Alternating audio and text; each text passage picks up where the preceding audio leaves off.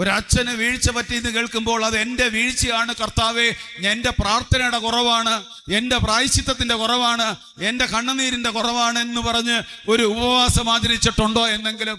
അതോ അച്ഛനെ പരിഹസിച്ചിട്ടുണ്ടോ?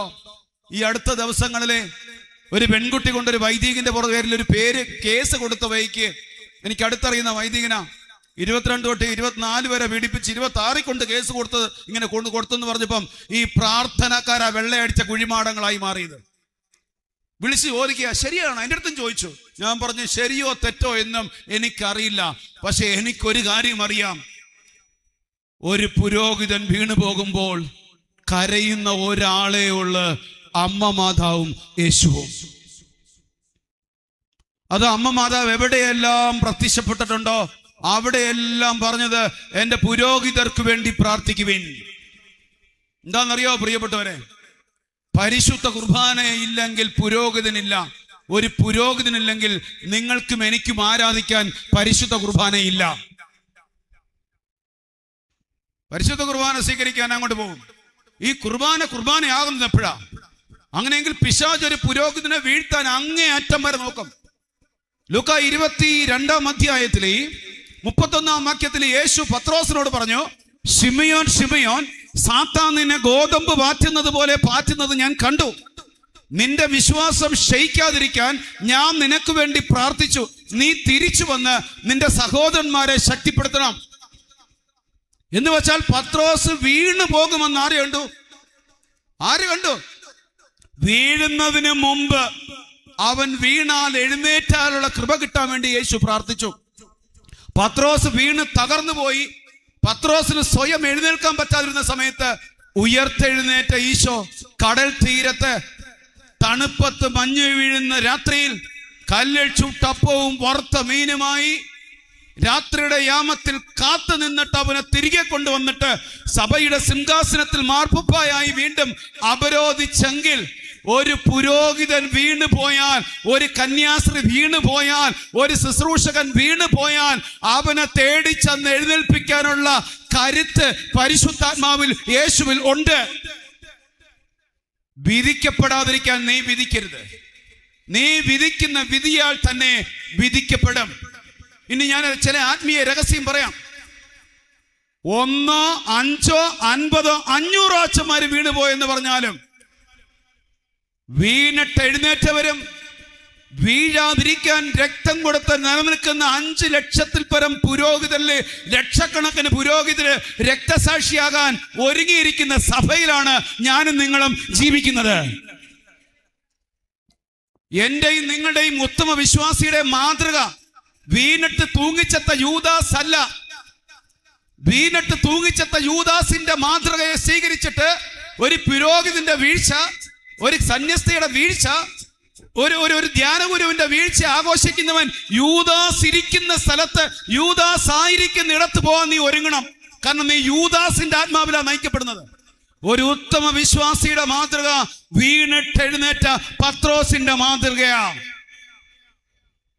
ഒരു ഉത്തമ വിശ്വാസിയുടെ മാതൃക ചാനൽ ചർച്ചകളിൽ വന്നിരുന്നിട്ട് സന്യാസത്തിന്റെ വേഷം ധരിച്ചുകൊണ്ട് സന്യസ്തരും സഭയും ഇങ്ങനെയാണെന്ന് വികൃതമാക്കി മാറ്റുന്ന തിരസ്കരിക്കപ്പെട്ട സന്യസ്തരല്ല. അവരെ നോക്കിയിട്ടല്ല സന്യസ്തരെ സ്നേഹിക്കേണ്ടത്. ഏതോ ഒരു വാർഡന്റെ രൂപത്തിൽ ഹോസ്റ്റലിലായിരുന്നു കൊണ്ട്, ഒരു പ്രിൻസിപ്പളിന്റെ രൂപത്തിലായിരുന്നു കൊണ്ട് ബലഹീനത പ്രകടിപ്പിക്കുന്ന ഒരു സന്യസ്തരല്ല നമ്മുടെ മാതൃക. സഭയെയും ആത്മാക്കളോടുള്ള സ്നേഹത്തെ പ്രതി ആരോരും അറിയാതെ സഹിച്ച സഹനത്തിന്റെ തീച്ചുളയിലൂടെ പരാതിയിലൂ പോലും പറയാതെ സ്വർഗത്തെ ഉറ്റുനോക്കുന്ന ദർശനങ്ങളിലൂടെ സഞ്ചരിച്ച ലക്ഷക്കണക്കിന് സന്യസ്തര് ഇപ്പോഴും ജീവിക്കുന്നുണ്ട്, ഇതിനു മുമ്പും ജീവിച്ചിട്ടുണ്ട്. അവരാണ് നമ്മുടെ മാതൃക. 24 വയസ്സ് വരെയും രോഗം സഹനം കൃപയാക്കി മാറ്റി ആത്മാക്കളെയും സഭയെയും ഒരുപോലെ സ്നേഹിച്ച് സ്വർഗത്ത് കൊണ്ടുപോയ ഒരു കൊച്ചു ത്രേസ്യയാണ് യഥാർത്ഥ ഒരു വിശ്വാസിയുടെ മാതൃക.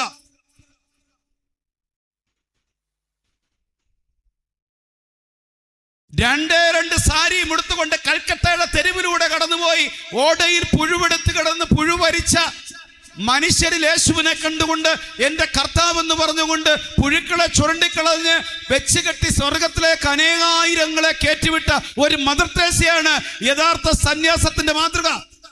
ഞാനും നിങ്ങളും നോക്കിക്കാണേണ്ടത് വിജയസഭയിലെത്തിയ അനേക സന്യസ്തരെ വീണുപോയവരെ അല്ല, വീണുപോയവരെ ഓർത്ത് കരയുവാനും നിൽക്കുന്നവരെയും വിജയസഭയിലെത്തിയവരെയും മാതൃകയായി സ്വീകരിച്ചുകൊണ്ട് അവരെ അനുകരിക്കുവാൻ നമ്മളെ പരിശുദ്ധാത്മാവ് നിയോഗിച്ചിരിക്കുക.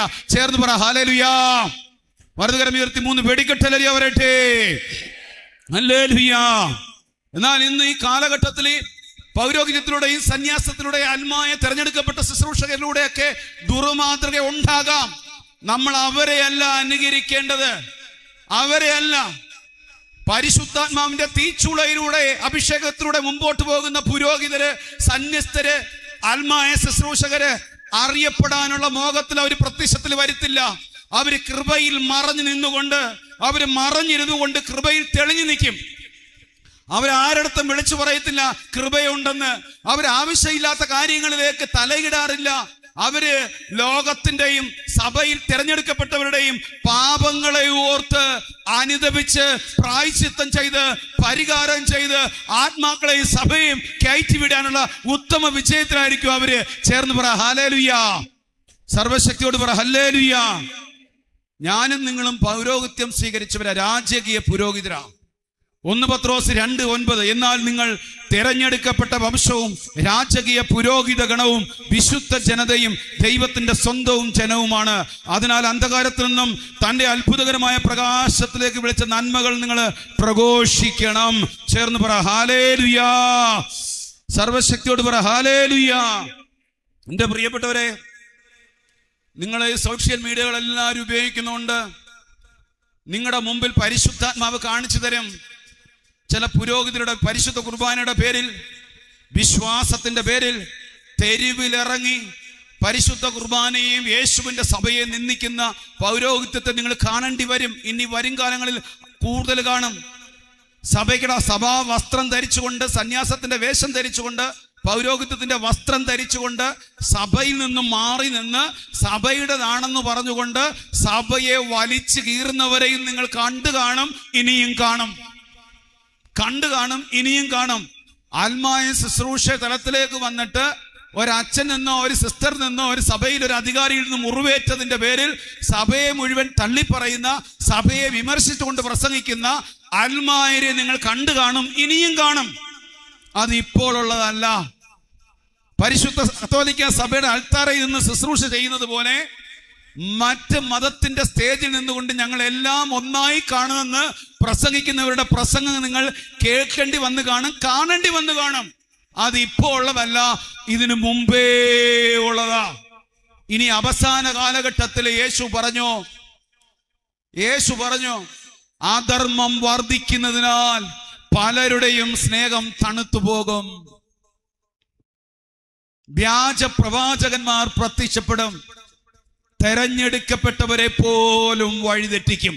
ഇത് പ്രവചനം പൂർത്തിയായിക്കൊണ്ടിരിക്കുന്ന കാലഘട്ടമാണ്. 2 മക്കബയർ 4:14 മുതൽ 16 വരെ പുരോഹിതന്മാർക്ക് ബലിപീഠ ശുശ്രൂഷയിൽ ശുഷ്കാന്തി നശിച്ചു. ചക്രത്തളിയേറിന് സമയമായാലുടൻ പുരോഹിതന്മാർ വിശുദ്ധ മന്ദിരത്തെ അവഗണിക്കുകയും ചെയ്തുകൊണ്ട് പരിപാടികളിൽ സംബന്ധിക്കാൻ മത്സര രംഗത്തേക്ക് കുതിക്കുകയായി. പിതാക്കന്മാർ വിലമതിച്ചതെല്ലാം അവർ പുച്ഛിച്ച് തള്ളുകയും ഗ്രീക്കുകാർ ആദരിച്ചതെല്ലാം വിലമതിക്കുകയും ചെയ്തു. തന്മൂലം അവർ കൊടിയ വിപത്തുകളിൽ അകപ്പെട്ടു. കണ്ടോ, ഇതിന്റെ പ്രത്യാഘാതമാണ്. കൊടിയ വിപത്തുകളിൽ ഇന്ന് സകല മീഡിയക്കാരും സകല ചാനലുകാരും സോഷ്യൽ മീഡിയകളെല്ലാം പച്ചയ്ക്ക് കീറി മുറിക്കുന്നത് നിങ്ങൾ കാണുമ്പോൾ പരിശുദ്ധാത്മാവിന്റെ അഭിഷേകം സ്വീകരിച്ച് സഭയെ സ്നേഹിക്കുന്ന അമ്മ മാതാവിന്റെയും യേശുവിന്റെ മനസ്സറിയേണ്ടവര് എന്താ ചെയ്യേണ്ടതെന്നറിയോ? എസെക്കിയേൽ 9:4 ജെറുസലേം പട്ടണത്തിലൂടെ കടന്നു പോകുക, ആ നഗരത്തിൽ നടമാടുന്ന മ്ലേച്ഛതകളെ ഓർത്ത് കരയുകയും നെടുവീർപ്പെടുകയും വിലപിക്കുകയും ചെയ്യുന്നവരുടെ നെറ്റിത്തടത്തിൽ അടയാളമിടുക. ജെറുസലേം പട്ടണത്തിൽ നടമാടുന്ന പാപമ്ലേച്ഛതകളെ ഓർത്ത് കരയുന്നവരുടെ, നെടുവീർപ്പെടുന്നവരുടെ, പ്രായശ്ചിത്തം ചെയ്യുന്നവരുടെ നെറ്റിത്തടത്തിൽ മുദ്രയിടാൻ കർത്താവിൻ്റെതാണെന്ന് അംഗീകാര മുദ്ര. നമ്മൾ ഇതൊക്കെ കാണുമ്പോൾ എന്ത് ചെയ്യണം? പ്രായശ്ചിത്തം ചെയ്യണം. അവർക്ക് പറ്റില്ല. അവരെ ഓർത്ത് പ്രായശ്ചിത്തം ചെയ്യണം. ചേർന്ന് പറ ഹല്ലേലൂയാ. ഈശോയിൽ ഏറ്റവും പ്രിയപ്പെട്ടവർ, അതുകൊണ്ട് നമ്മൾ പ്രായശ്ചിത്തം ചെയ്യണം. സഭയിൽ തെരഞ്ഞെടുക്കപ്പെട്ടവരുടെ തിന്മകളെ ഓർത്ത് കരയണം, പശ്ചാത്തപിക്കണം. നമ്മള് വിശുദ്ധാത്മാക്കളെല്ലാരും ചെയ്തതാ. നിങ്ങൾ വിശുദ്ധരുടെ ചരിത്രം പഠിക്കണം. നമുക്ക് മാതൃകയായി സ്വീകരിക്കാൻ നമുക്ക് മുമ്പേ ജീവിച്ച് മരിച്ച് വിജയസഭയിലെത്തിയ ഇന്നും ജീവിക്കുന്ന വിശുദ്ധര് മാത്രമേ ഉള്ളൂ നമുക്ക് പൂർണ്ണമായും സ്വീകരിക്കാൻ മാതൃക. ബാക്കി എല്ലാവർക്കും തെറ്റുപറ്റാം. ചേർന്ന് പറഞ്ഞേ ഹല്ലേലൂയ.